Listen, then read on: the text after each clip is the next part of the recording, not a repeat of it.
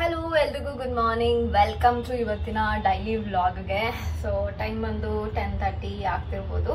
So ಇವಾಗ ಅಂದರೆ ಒಂದು 30 ಮಿನಿಟ್ಸ್ ಬಿಫೋರ್ ಎದ್ದಿದೆ ಅಷ್ಟೇ. ಸೊ ಎದ್ದು ಕಾಫಿನ ಕುಡಿತಾ ಇದ್ದೀನಿ. ಸ್ಟ್ರಾಂಗ್ ಕಾಫಿ, ಸಿಕ್ಕಾಪಟ್ಟೆ ಚಳಿ ಇದೆ ಆಚೆಗಡೆ.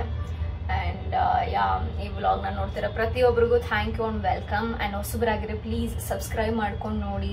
ಆ್ಯಂಡ್ 13,000 ಜನ ಸಬ್ಸ್ಕ್ರೈಬರ್ಸ್ನ ಕಂಪ್ಲೀಟ್ ಮಾಡಿದ್ದೀವಿ. ಥ್ಯಾಂಕ್ ಯು, ನಿಮ್ಮೆಲ್ಲ ಸಪೋರ್ಟ್ಗೂ ತುಂಬ ಥ್ಯಾಂಕ್ ಯು. ಆ್ಯಂಡ್ 13,000 ಜನ ವ್ಲಾಗ್ಸ್ ನೋಡ್ತಿಲ್ಲ, ಬರೀ 1,000-2,000 ಜನ ನೋಡ್ತಿದ್ದೀರಾ.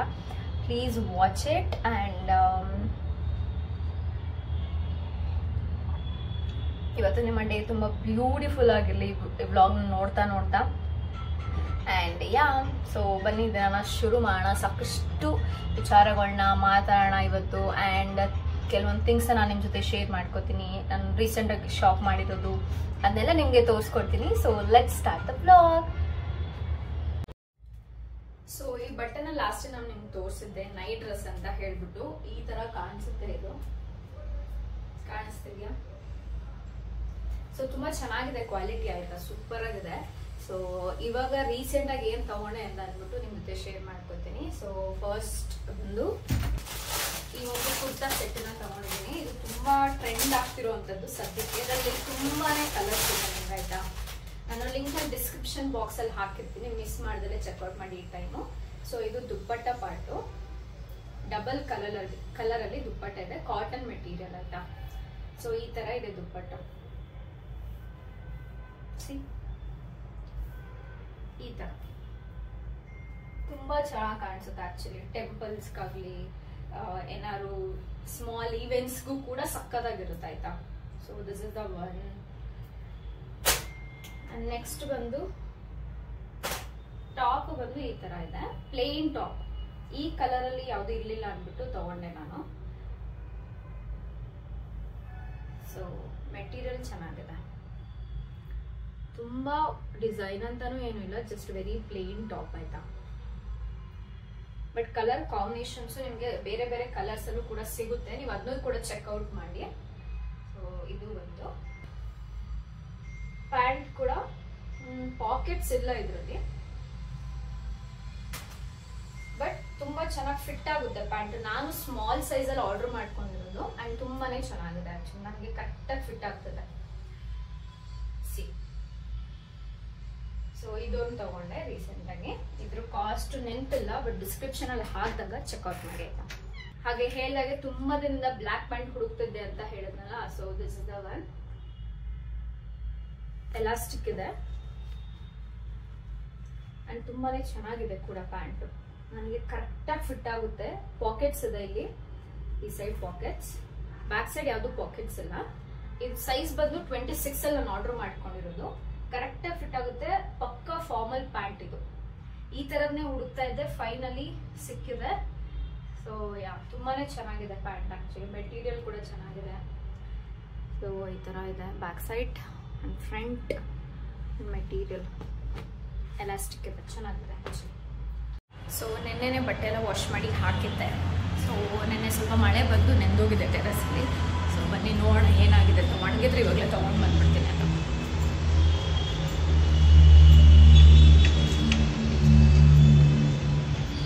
ಒಳ್ಳೆ ಬಿಸಿಲು ಬಂದಿದೆ.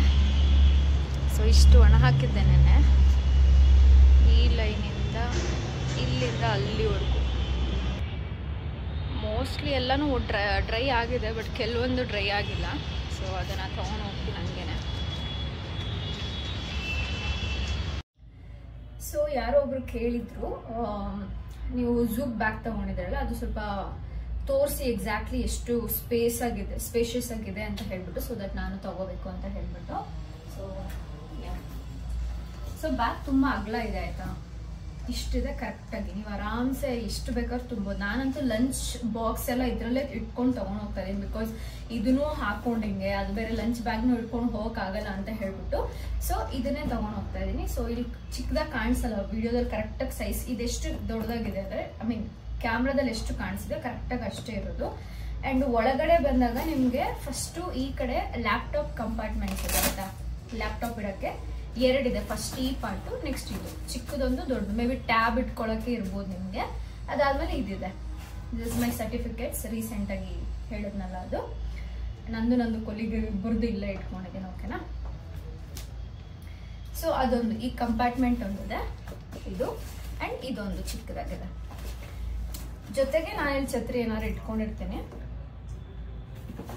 ಅದಾದ್ಮೇಲೆ ಈ ಕಡೆ 2 ಪಾಕೆಟ್ಸ್ ಬರುತ್ತೆ, ನಿಮಗೆ ಕಾಣಿಸ್ತಿದ್ಯಾ? ಈ ಒಂದು ಪಾಕೆಟ್ಸ್, ಇದೊಂದು ಪಾಕೆಟ್ಸ್. ಇದರಿಂದ ಜಿಪ್ ಇದೆ. ಓಕೆನಾ. ಅಲ್ಲೂ ನಾನು ಥಿಂಗ್ಸ್ ಎಲ್ಲ ಇಟ್ಕೊಂಡಿದ್ದೀನಿ. ಈ ಕಡೆ 2 ಪಾಕೆಟ್ಸ್ ಅಂಡ್ ಒಂದು ಜಿಪ್ ಇದೆ.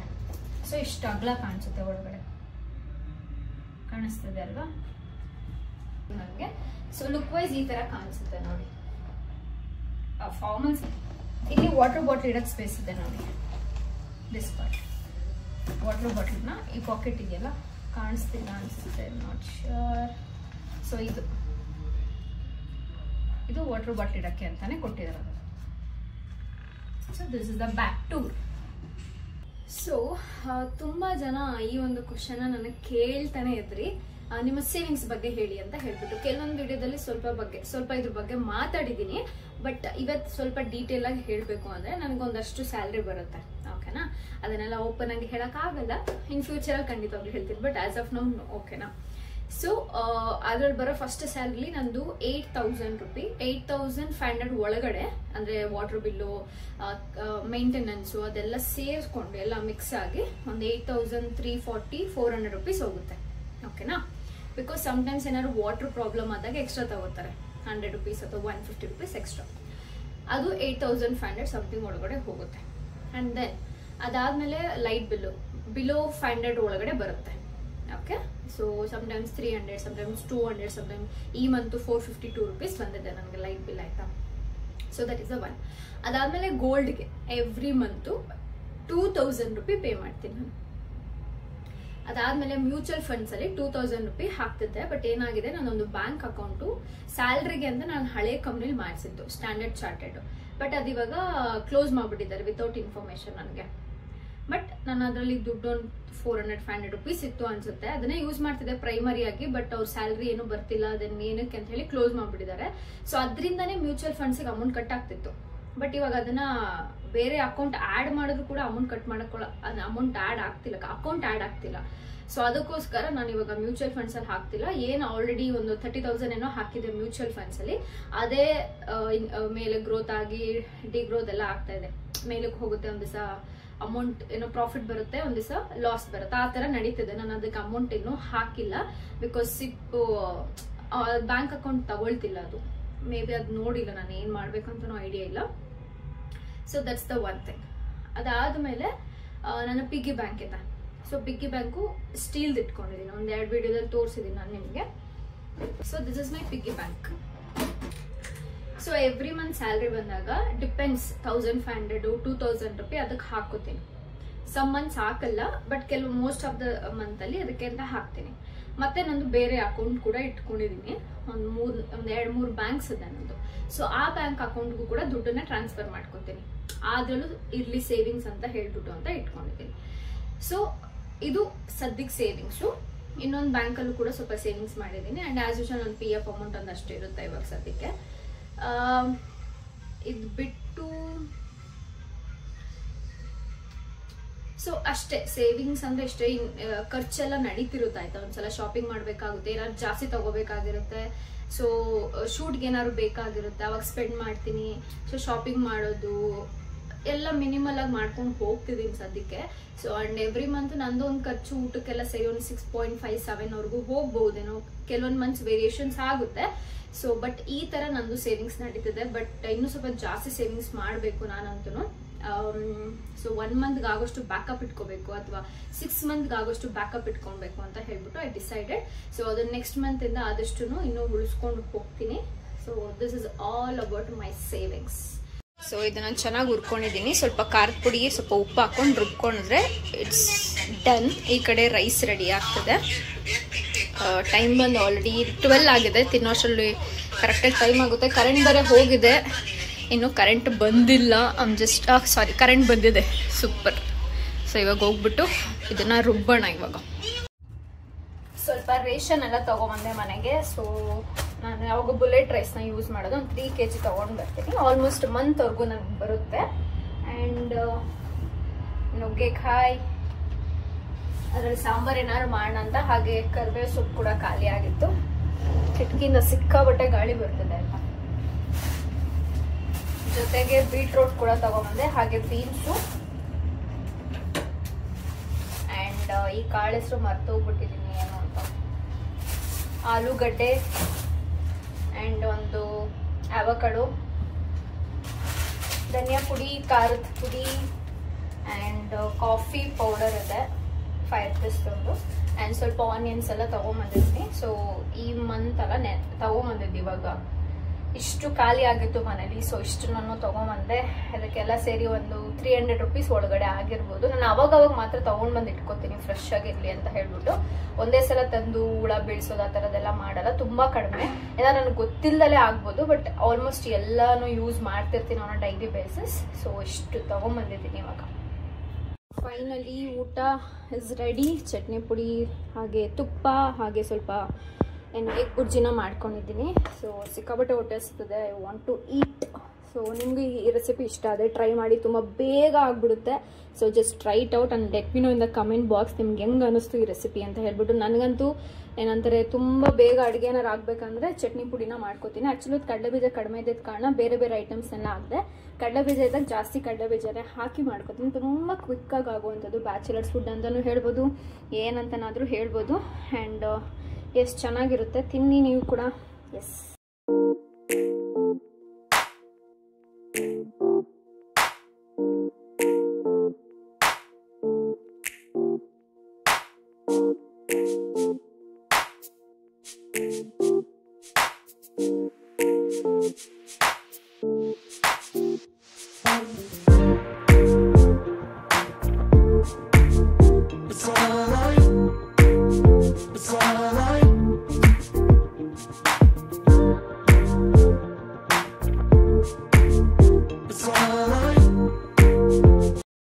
ತುಂಬ ಜನ ಕೇಳಿದ್ರಿ ನಿಮ್ಮ ಹೇರ್ ವಾಶ್ ಯಾವ ಥರ ಮಾಡ್ತೀರಾ, ಯಾವೆಲ್ಲ ಪ್ರಾಡಕ್ಟ್ಸ್ ಯೂಸ್ ಮಾಡ್ತೀರಾ, ಹೆಂಗೆ ಕರ್ಲಿ ಹೇರ್ನ ಸೆಟಪ್ ಮಾಡ್ತೀರಾ ಅಂತ ಹೇಳ್ಬಿಟ್ಟು.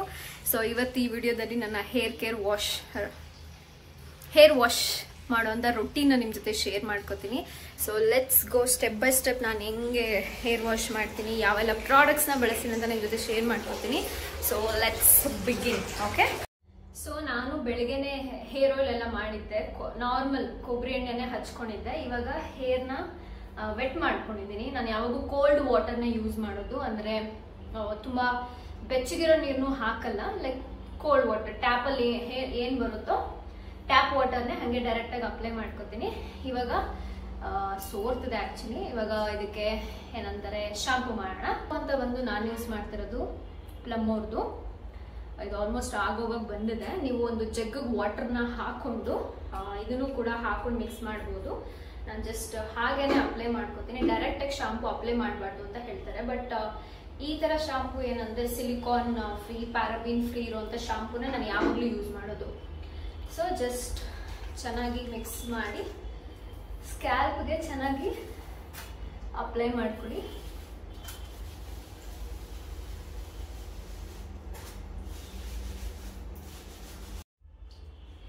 ಸೊ ಇವಾಗ ನಂದು ಹೇರ್ ವಾಶ್ ಆಯಿತು, ಶಾಂಪೂ ಎಲ್ಲ ಹೇರ್ ವಾಶ್ ಮಾಡಿದ್ದಾಯಿತು. ಸೆಕೆಂಡ್ ಸ್ಟೆಪ್ನ ನಾನು ನಿಮಗೆ ಹೇಳ್ಕೊಡ್ತೀನಿ. ಇವಾಗ ಕಂಡೀಷ್ನರ್ ಅನ್ನೋದು ಬರೀ ಕರ್ಲಿ ಹೇರ್ಗೆ ಅಲ್ಲ, ಎಲ್ಲ ಹೇರ್ ಟೈಪ್ಗೂ ಸಿಕ್ಕಾಬಟ್ಟೆ ಇಂಪಾರ್ಟೆಂಟ್. ಬಿಕಾಸ್ ನಿಮ್ಮ ಕರ್ಲಿ ಹೇರು ಅಥವಾ ಸ್ಟ್ರೈಟರ್ ಯಾವುದೇ ಇದ್ರೂ ನಿಮಗೆ ಒಂದು 2 daysವರೆಗೂ ಆ ಸಾಫ್ಟ್ನೆಸ್ನ ಕೊಡುತ್ತೆ, ಫ್ರಿಜ್ಜಿನೆಸ್ನ ಕಡಿಮೆ ಮಾಡುತ್ತೆ. ಸೊ ಡೀಪ್ ಕಂಡೀಷ್ನಿಂಗ್ ಮಾಡಿದ್ರೆ ಇನ್ನೂ ತುಂಬ ಒಳ್ಳೆಯದು. ಕರ್ಲಿ ಹೇರ್ಸ್ಗೆ ಮತ್ತು ಸ್ಟ್ರೈಟ್ ಹೇರ್ಸ್ಗೆ ಸಪ್ರೇಟಾಗಿ ಡೀಪ್ ಕಂಡೀಷ್ನಿಂಗ್ ಅಂತ ಸಪ್ರೇಟಾಗೂ ಬರುತ್ತೆ, ಮಾಸ್ಕ್ ಟೈಪಲ್ಲಿ ಬರುತ್ತೆ. ನಿಮ್ಗೆ ಯಾವ್ದು ಬೇಕೋ ಕಂಫರ್ಟಬಲ್ ನೀವು ಅದನ್ನ ನೋಡಿ ತಗೋಬಹುದು. ನಾನು ಸದ್ಯಕ್ಕೆ ಯೂಸ್ ಮಾಡ್ತಿರೋದು ನಿಮ್ಮ ಜೊತೆ ಶೇರ್ ಮಾಡ್ಕೋತೀನಿ. ಓಕೆ, ಸೊ ನಾನು ಯೂಸ್ ಮಾಡ್ತಿರೋದು ಪ್ಲಮ್ಮೋರ್ದೇನೆ. ಸೇಮ್ ಇವೆರಡೂ ಕಾಂಬೋದಲ್ಲಿ ಸಿಕ್ಕಿದ್ದು ನನಗೆ, hair shampoo plus hair conditioning. So ಇದನ್ನು ಅಪ್ಲೈ ಮಾಡ್ಕೋತೀನಿ. It's coconut milk peptides strength and shine conditioner ಅಂತ ಹೇಳಿ. ನಾನು ಸ್ವಲ್ಪ ಜಾಸ್ತಿನೇ ಅಪ್ಲೈ ಮಾಡ್ಕೋತೀನಿ. ಸೊ ಒಳ್ಳೆ ನನಗೆ ಕರ್ಲಿ ಹೇರ್, ನಾನು ವೀಕ್ಲಿ 2 times ಹೇರ್ ವಾಶ್ ಮಾಡೋದು. ಆ್ಯಂಡ್ ಸೊ ಚೆನ್ನಾಗಿರ್ಬೇಕಲ್ವ, ಒಳ್ಳೆಯದಕ್ಕೆ. ಇದನ್ನ ಬರೀ ನಿಮ್ಮ ಹೇರ್ ಲೆಂತ್ಗೆ ಮಾತ್ರ ಅಪ್ಲೈ ಮಾಡಿ, ನಿಮ್ಮ ಸ್ಕ್ಯಾಲ್ಪ್ಗೆ ಟಚ್ ಆಗದೆ ಇರಲಿ ಅದು. ಆದಷ್ಟು ಎಂಡ್ಸ್ಗೆ ಅಪ್ಲೈ ಮಾಡಿ, ಬಿಕಾಸ್ ಅಲ್ಲೇ ಜಾಸ್ತಿ ರಫ್ನೆಸ್ ಆಗೋದು, ಮತ್ತೆ ಇಲ್ಲಿಂದ ಬಿಕಾಸ್ ಇಲ್ಲಿ ಫ್ರಿಜ್ಜಿನೆಸ್ ಜಾಸ್ತಿ ಎದ್ದು ಕಾಣಿಸ್ತಿರುತ್ತೆ. ಸೊ ಅಲ್ಲಿ ಮಾತ್ರ ಅಪ್ಲೈ ಮಾಡ್ಕೊಳ್ಳಿ ಸಾಕು. ಥರ್ಡ್ ಸ್ಟೆಪ್ ಬಂದು ಬಾಚೋದು. ಸೊ ಕಂಡೀಷ್ನರ್ ಹಾಕದಾದ್ಮೇಲೆ ಕೂದಲನ್ನ ಸಿಕ್ಕೆಲ್ಲ ಇರುತ್ತಲ್ಲ ಅದನ್ನೆಲ್ಲ ನೀಟಾಗಿ ಬಿಡಿಸ್ಕೋಬೇಕಾಗುತ್ತೆ. ನಾನು ಇದೊಂದೇ ಹೇರ್ ವಾಶ್ ಮಾಡೋ ಟೈಮಲ್ಲಿ ಮಾತ್ರ ತಲೆನ ಬಾಚೋದು, ಬೇರೆ ಯಾವ ಟೈಮಲ್ಲೂ ಯಾವ ಫಂಕ್ಷನ್ ಇರಲಿ ಏನೇ ಇರಲಿ ಯಾವುದೇ ಥರ ಬಾಚಣಿಗೆನ ಬಳಸಲ್ಲ. ಕೆಲವ್ರು ಬಳಸ್ತಾರೆ, but I don't feel comfortable and ನಾನು ಬಳಸಲ್ಲ. ಸೊ ಇದಾದ್ಮೇಲೆ ಫೋರ್ತ್ ಸ್ಟೆಪ್ ಬಂದು, ನನಗೆ ಇದ್ರ ಅವಶ್ಯಕತೆ ಇಲ್ಲ, ಬಟ್ ನಿಮ್ಮಲ್ಲಿ ತುಂಬ ಜನ ಬಿಗಿನರ್ಸ್ ನೋಡ್ತಿರೋ ಕಾರಣ ನಾನು ಇದನ್ನು ಹೇಳ್ತಾ ಇದ್ದೀನಿ. ಸೊ ಒಂದು ಈ ಥರ ಎಳೆನ ತಗೊಳ್ಳಿ, ಈ ಥರ ಟರ್ನ್ ಮಾಡಿ ಫುಲ್ ಎಂಡ್ವರೆಗೂ ಆ ಥರ ಮಾಡಬೇಕಾಗುತ್ತೆ. ನೋಡಿ ಇಲ್ಲಿರುತ್ತಲ್ಲ ಈ ಥರ ಮಾಡ್ಬೋದು. ಇಲ್ಲಾಂದರೆ ಏನು ಮಾಡಿ ಅಂದರೆ, ನಿಮ್ಮ ಕೂದಲು ದಪ್ಪ ಇದೆ ಜಾಸ್ತಿ ಇದೆ ಅಂದರೆ ಎಣ್ಕೊಂಬಿಡಿ. ಈ ಥರ ತಗೊಂಡು ಎರಡೆರಡು ತಗೊಂಡು ಎಣ್ಕೊಳ್ಳಿ ಸಾಕು. ಟೈಟಾಗಿ ಎಣಿರಿ, ಸೊ ದಟ್ ಕರ್ಲ್ಸ್ ಚೆನ್ನಾಗಿ ಹೋಲ್ಡ್ ಆಗುತ್ತೆ. ಕಂಡೀಷ್ನರ್ ಹಾಕಿರೋ ಕಾರಣ ಚೆನ್ನಾಗಿ ಹಿಡ್ಕೊಳ್ಳುತ್ತೆ. ನೀವು ಹೆಂಗೆ ಸೆಟ್ ಮಾಡ್ತಿರೋ ಈ ಕಂಡೀಷ್ನರ್ ಹಾಕಿದಾಗ ನಿಮ್ಮ ಕೂದಲು ಅದೇ ಥರ ಇರುತ್ತೆ. ಈ ಥರ ಇದನ್ನು ಫುಲ್ ಟ್ವಿಸ್ಟ್ ಮಾಡಿ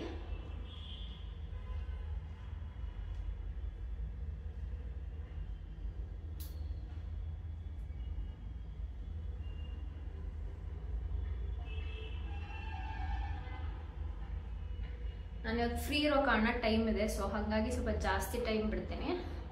ಚಿಕ್ಕ ಮಕ್ಳ ಥರ ಕಾಣಿಸ್ತೆ. ಸೊ ನಾನು ಇದನ್ನ ಒಂದು 20 ಮಿನಿಟ್ಸ್ ಹಾಗೆ ಬಿಟ್ಟಿದ್ದೆ. ಈಗ ಜಸ್ಟ್ ರಿಮೂವ್ ಮಾಡ್ತೀನಿ ಅದನ್ನೆಲ್ಲ.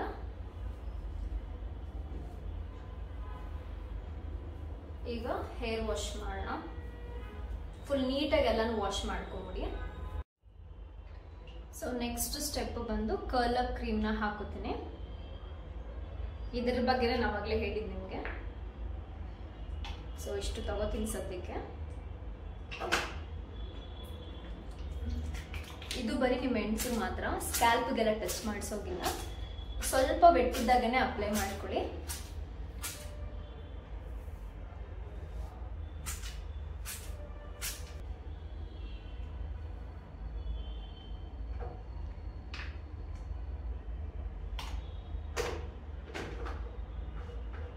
ಇದು ನಿಮಗೆ 600 ರುಪೀಸಲ್ಲಿ ಸಿಗುತ್ತೆ ಕರ್ಲ್ ಅಪ್ ಕ್ರೀಮು. ಒಂದು 3 ಮಂತ್ಸ್ ಆರಾಮ್ಸೆ ಬರುತ್ತೆ. ಲಾಸ್ಟ್ ಸ್ಟೆಪ್ ಬಂದು ಒಂದು ಕಾಟನ್ ಟೀ ಶರ್ಟ್ನ ತಗೊಂಡು, ಅಥವಾ ಕಾಟನ್ ಟವಲ್ ಆದ್ರೂ ನಡೆಯುತ್ತೆ, ನಿಮ್ಮ ಇಷ್ಟ.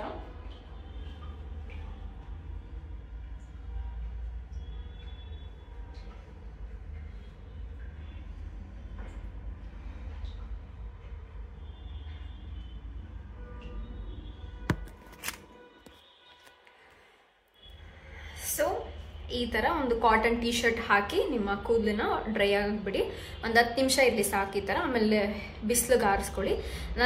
ಸೊ ಇವಾಗ ಒಂದು ವಿಡಿಯೋನ ಶೂಟ್ ಮಾಡ್ತಿದ್ದೆ, ಅದಕ್ಕೆ ಅಂತ ಹೇಳಿ ಈ ಥರ ಒಂದು ಔಟ್ಫಿಟ್ನ ಹಾಕ್ಕೊಂಡಿದ್ದೀನಿ. So this is how I am looking, ಹೆಂಗೆ ಕಾಣಿಸ್ತದೆ ಅಂತ ಹೇಳಿ. ಸೊ ಈ ಬ್ಲಾಗ್ನ ಶೂಟ್ ಮಾಡಿಬಿಟ್ಟು ಬರ್ತೀನಿ. ಸೊ ಅಷ್ಟೇ ನನ್ನ ಹೇರ್ ಕೂಡ ಡ್ರೈ ಆಗೋಗುತ್ತೆ. ನನ್ನ ಕೂದಲು ಈ ಥರ ಕಾಣಿಸ್ತಿದೆ. ಇನ್ನು ಸ್ವಲ್ಪ ಡ್ರೈ ಆಗಬೇಕು, ಇನ್ನೂ ಡ್ರೈ ಆಗ್ತಿಲ್ಲ. ಸ್ವಲ್ಪ ಬಿಸಿಲು ಅಷ್ಟೊಂದು ಇಲ್ವಲ್ಲ, ಸ್ವಲ್ಪ ಡ್ರೈ ಆಗಕ್ಕೆ ಟೈಮ್ ತಗೊಳುತ್ತೆ. ನಿಮ್ಮ ಹತ್ರ ಏನಾದ್ರು ಹೇರ್ ಡ್ರೈ ಇರೋದ್ರೆ ನೀವು ಅದನ್ನ ಯೂಸ್ ಮಾಡ್ಬೋದು. ಆ್ಯಂಡ್ ಇವಾಗ ಸದ್ಯಕ್ಕೆ ಒಂದು ಎಗ್ ಪಫ್ ತೊಗೊಂಬಂದು ಆಚೆ ಹೋಗ್ಬಿಟ್ಟು ಸೊ ಅದನ್ನು ತಿಂದು ಟೀ ರೆಡಿ ಮಾಡ್ತಾ ಇದ್ದೀನಿ. Getting ready. ಆ್ಯಂಡ್ ಅದ್ರ ಜೊತೆಗೆ ಈ ಒಂದು ಪ್ರಾಡಕ್ಟ್ ನಂಗೆ ಪ್ರಮೋಷನಿಗೆ ಬಂದಿದೆ ಆಯಿತಾ. ತುಂಬಾ ಚೆನ್ನಾಗಿದೆ, ನೀವು ನೋಡ್ಬೋದು.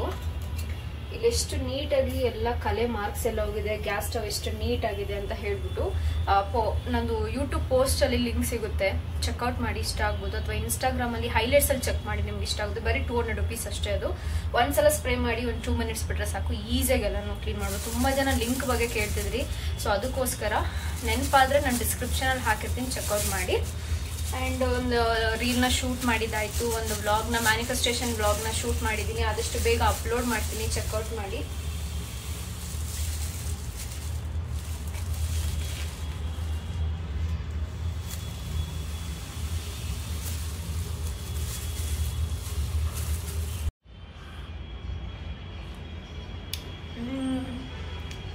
ಒಳ್ಳೆ ವೆದರ್ ಇದೆ ಆಚೆಗಡೆ. ಬಿಸಿ ಬಿಸಿದೇನಾದ್ರು ತಿಂದರೆ ಕುಡಿದ್ರೆ ಸಕ್ಕದಾಗಿ ಅನ್ಸುತ್ತೆ ಆಕ್ಚುಲಿ. ಸೊ ಡಿನ್ನರ್ನ ಮಾಡ್ಕೋತಾ ಇದ್ದೀನಿ. ಸೊ ಈ ಕಡೆ ಬಂದು ಸ್ವಲ್ಪ ಆಲೂಗಡ್ಡೆ ಫ್ರೈನ ಮಾಡ್ತಾ ಇದ್ದೀನಿ.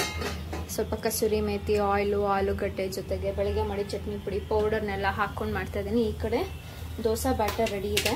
ಸೊ ಇದಕ್ಕೆ ಬಂದು ಗೋಧಿ ಹಿಟ್ಟು, ಸ್ವಲ್ಪ ರವೆ, ಹಾಗೆ ಬಿಳಿ ಎಳ್ಳು ಇಷ್ಟನ್ನು ನೆನೆಸಿಟ್ಟಿದ್ದು ನೈಟು. ಆ್ಯಂಡ್ ಇವಾಗ ಗ್ರೈಂಡ್ ಮಾಡಿ ಎತ್ತಿಕೊಂಡು 1 hour ಮುಂಚೆ ಗ್ರೈಂಡ್ ಮಾಡಿದೆ. ಸೊ ಇವಾಗ ಇದ್ರಲ್ಲಿ ದೋಸೆ ಮಾಡ್ಕೋತೀನಿ.